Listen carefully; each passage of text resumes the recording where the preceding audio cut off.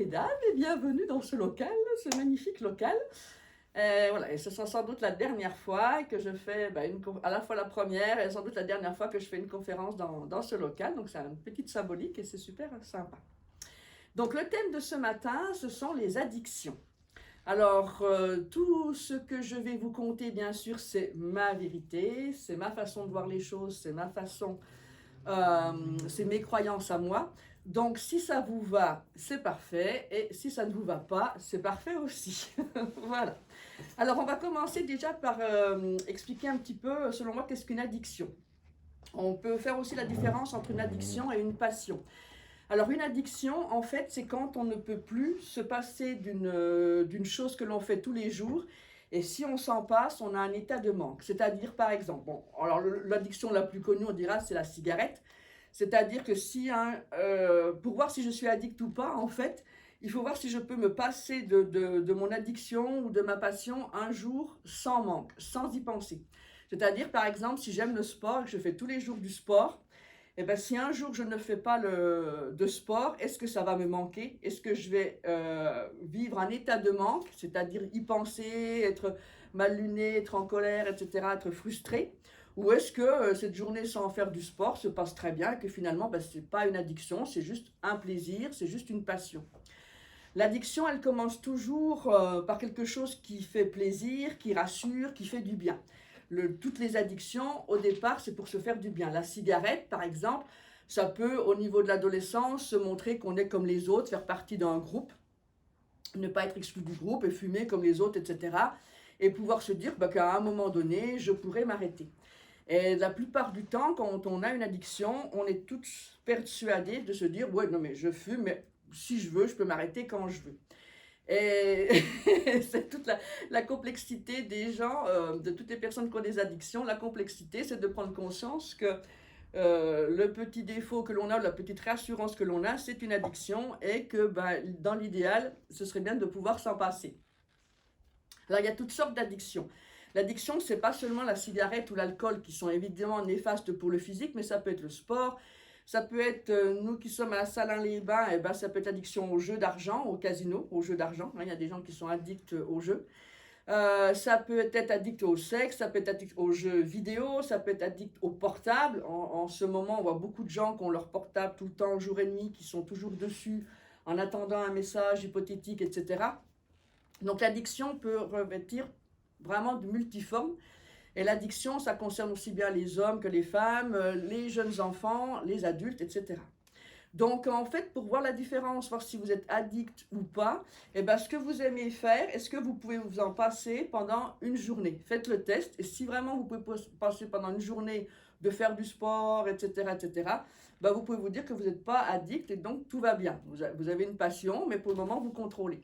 Si vraiment vous ne pouvez pas vous en passer pendant 24 heures, si ne pas boire d'alcool, ne pas fumer, ne pas faire des jeux d'argent, etc., vous met dans un état de frustration, alors vous pouvez dire que vous avez une addiction.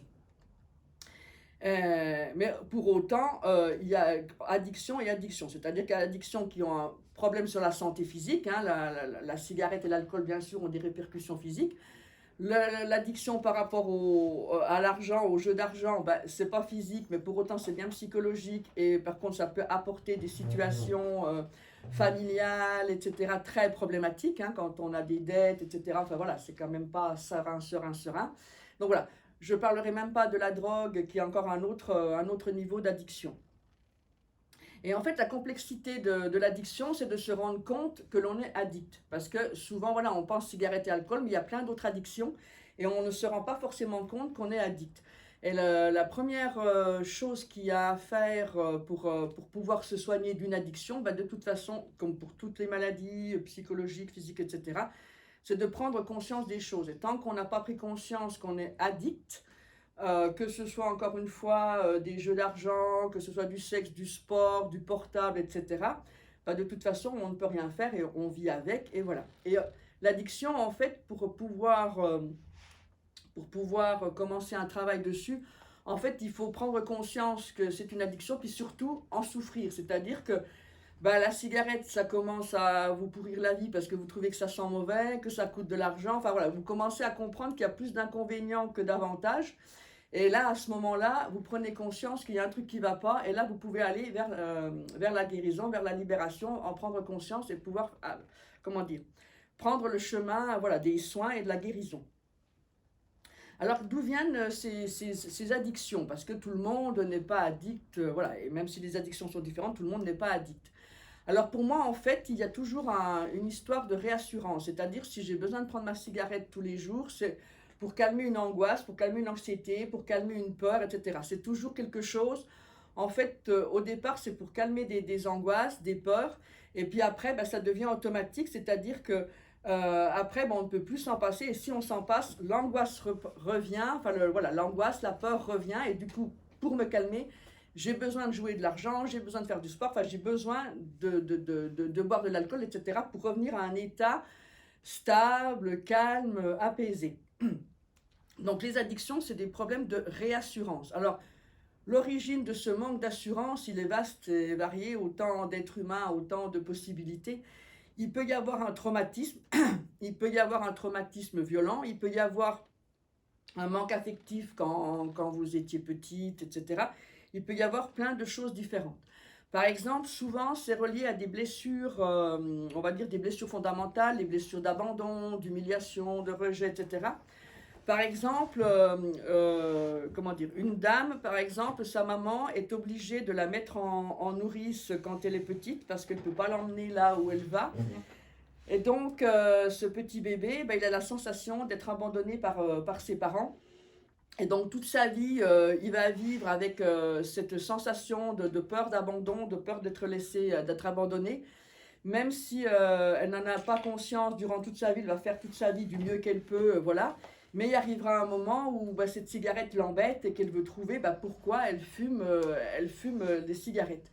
Et en fait, on trouve l'explication dans le fait où elle a eu ce sentiment d'abandon quand elle était toute petite, entre 0 et 2 ans, qu'elle a cru que ses parents l'abandonnaient alors qu'ils la plaçaient juste en sécurité parce qu'ils ne pouvaient pas l'emmener là où ils allaient.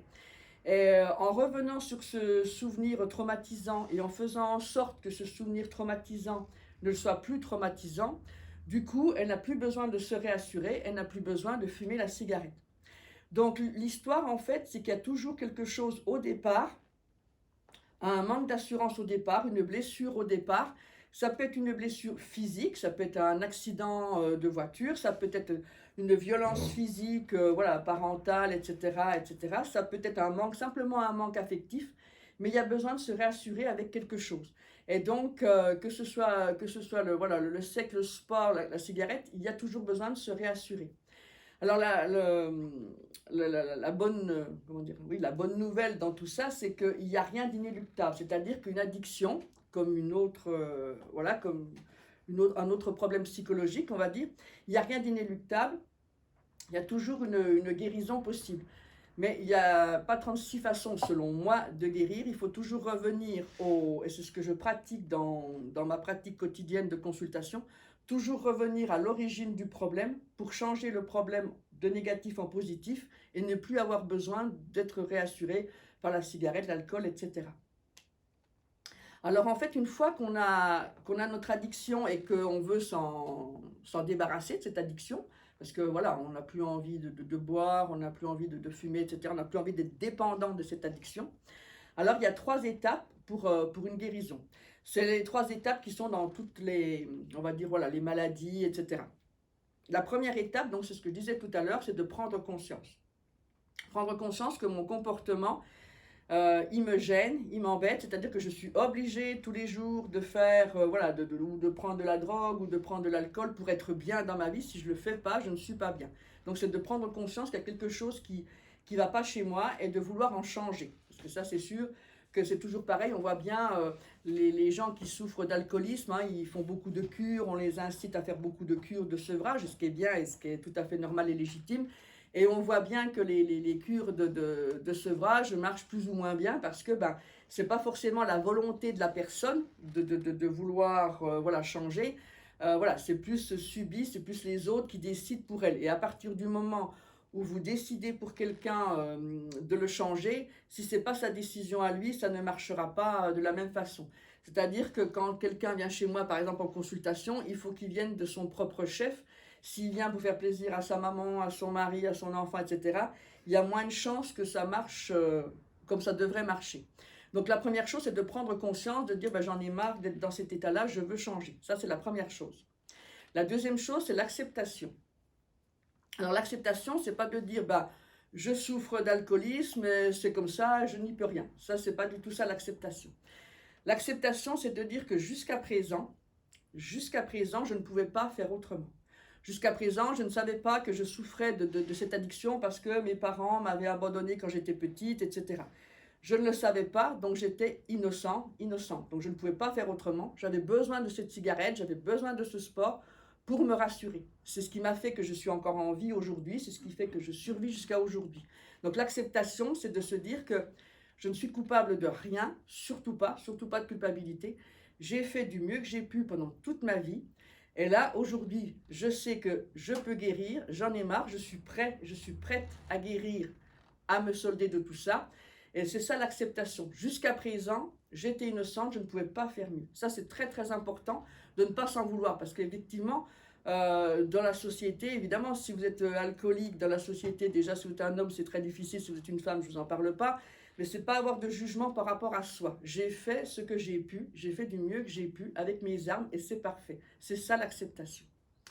Et la troisième chose pour se libérer des addictions, ben justement, c'est la libération.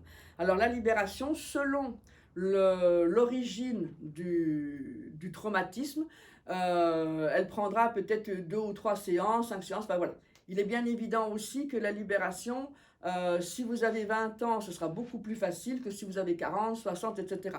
Évidemment, si vous vivez depuis 40 ans avec votre addiction, ce sera beaucoup plus long de vous en séparer que si ça fait que 2 ou 3 ans, voilà, que vous avez votre addiction. C'est pour toutes les, j'allais dire pour toutes les maladies, pour tous les problèmes psychologiques, hein, c'est toujours pareil. C'est sûr que quand vous avez 80 ans, c'est enquisté en vous, c'est cristallisé en vous. Enfin, chacune de vos cellules est imprégnée de cette addiction. Ça sera beaucoup plus long de s'en sortir, mais pour autant, vous pouvez vous en sortir qu'un petit jeune, j'allais dire de 20, 25 ans. Voilà, ça sera quand même plus facile. Voilà. Mais pour autant, pour tout le monde, ça marche. Donc la libération, souvent, le plus simple, mais après, il y a d'autres formes de libération, hein. Chaque cas est différent. Le plus simple, quand il y a un événement traumatisant, comme par exemple pour ce bébé qui était abandonné, qui ressentait l'abandon de ses parents, c'est de faire revivre ce souvenir, de changer le souvenir en positif. Pourquoi? Parce que le cerveau ne fait pas la différence entre le réel et l'imaginaire. C'est-à-dire que le cerveau, on a tous des souvenirs qu'on pense être justes, mais on ne sait jamais trop s'ils sont vraiment justes dans le temps, si ça s'est passé à ce moment-là avec ces gens-là, mais on a des souvenirs, et voilà, et on pense qu'ils sont justes. Et en fait, le cerveau, il suffit en fait de le faire revenir, c'est-à-dire que alors, si vous avez un souvenir, par exemple, vous avez 5-6 ans, donc vous vous souvenez d'un souvenir, donc là, il n'y a pas besoin de vous hypnotiser, vous revenez dans ce souvenir-là, je vous fais revenir dans ce souvenir-là, et on change ce souvenir en positif, le cerveau enregistre le positif, et l'émotion qui était reliée à ce souvenir négatif n'a plus lieu d'être, et donc du coup, vous n'avez plus cette émotion et plus ce besoin d'addiction. Quelquefois, on est obligé de revenir par l'hypnose. Pour moi, je fais par l'hypnose. Pourquoi? Parce que si c'est un traumatisme qui a eu lieu quand vous étiez dans le ventre de votre maman, si c'est un traumatisme qui a eu lieu avant vos 3-4 ans, c'est très difficile d'avoir des souvenirs conscients de cette période. Donc l'hypnose, c'est aussi un très bon moyen de revenir à ces souvenirs que vous ne pouvez pas vous remémorer comme ça. L'hypnose peut être aussi utile pour un souvenir traumatisant, c'est-à-dire que vous pouvez très bien avoir eu un souvenir à 10-12 ans, etc., mais qui soit violent, que vous avez été agressé, enfin il y a quelque chose de très violent et votre cerveau il a squeezé pour vous protéger parce que c'est trop dur et trop violent. Donc là c'est pareil, on y revient en hypnose, tout doucement, tranquillement. En hypnose, ce qui est très intéressant, c'est que vous êtes comment dire, en phase directe avec votre inconscient. Et votre inconscient, c'est ce qui est bon pour vous. C'est-à-dire qu'en hypnose, vous ne reverrez pas un souvenir traumatisant si vous n'êtes pas en capacité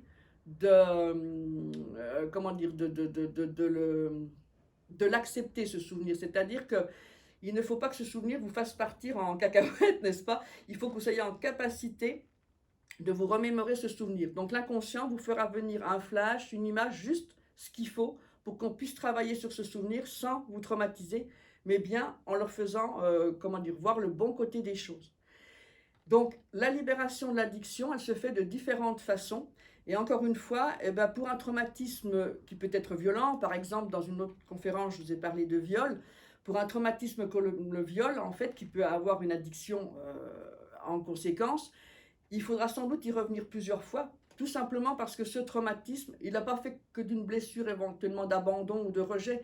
Il a fait venir aussi des sentiments, des émotions plus complexes comme la honte, l'impuissance, etc., qui font qu'il va falloir revenir plusieurs fois pour traiter à chaque fois la problématique due à ce traumatisme qui fait que vous avez effectivement des fois plusieurs addictions.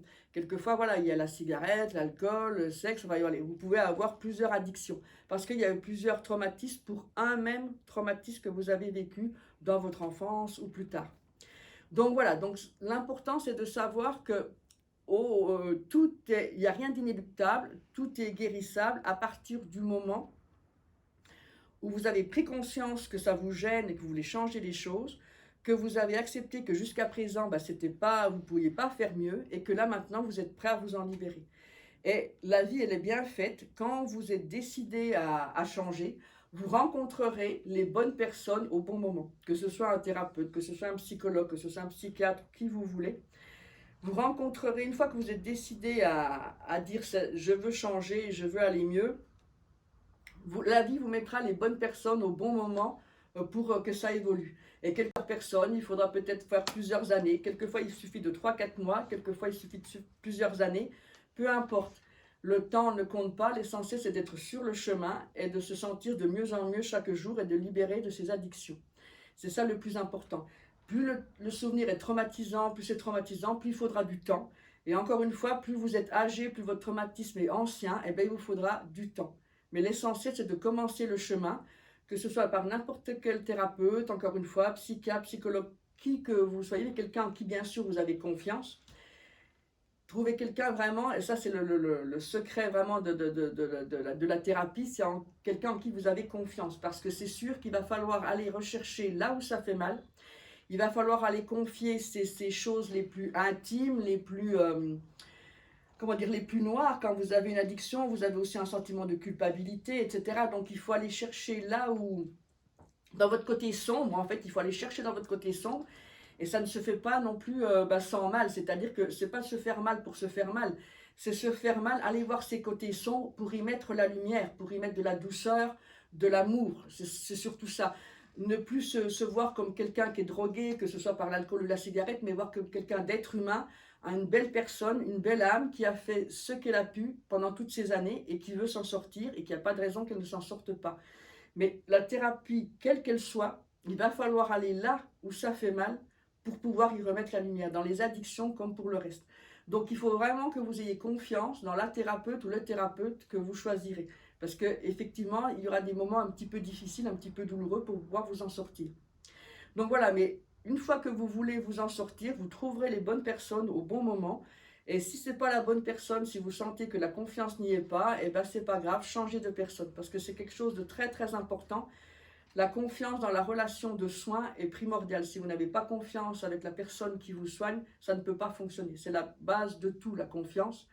Et voilà. Et donc une fois que vous avez confiance dans la personne, eh ben laissez-vous porter par le chemin de la vie pour vous guérir de cette addiction et être libre, et être quelqu'un de bien comme vous êtes déjà quelqu'un de bien, mais de vous sentir vous comme quelqu'un de bien et ne pas vous juger vous, parce que les autres peuvent vous juger, mais le plus compliqué c'est de se juger soi.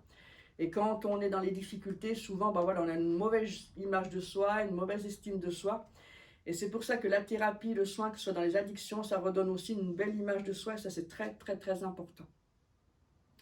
Donc voilà, après je pourrais partir sur plein de choses, donc je vais essayer d'être voilà, brève maintenant. Donc voilà, ce qui était important de savoir, c'est de vous rendre compte si vous êtes addict ou pas, de vous rendre compte si cette addiction vous gêne ou pas. Tant qu'elle ne vous gêne pas, eh ben, vivez avec, je veux dire, parce que voilà, ça ne sert à rien de vouloir chercher si vous n'êtes pas prêt, ce n'est pas le souci. Quand vous êtes prêt, eh ben, la vie mettra sur votre chemin les bonnes personnes qu'il vous faut. Et voilà, n'oubliez surtout pas que c'est le chemin qui compte, peu importe le temps, ça peut prendre 4 mois, 6 mois, 1 an, 2 ans, ça n'a pas grande importance. L'important, c'est de petit à petit se libérer de ces addictions et de pouvoir être un homme et une femme libres d'être ce que vous devez être, c'est-à-dire une belle âme, une belle personne.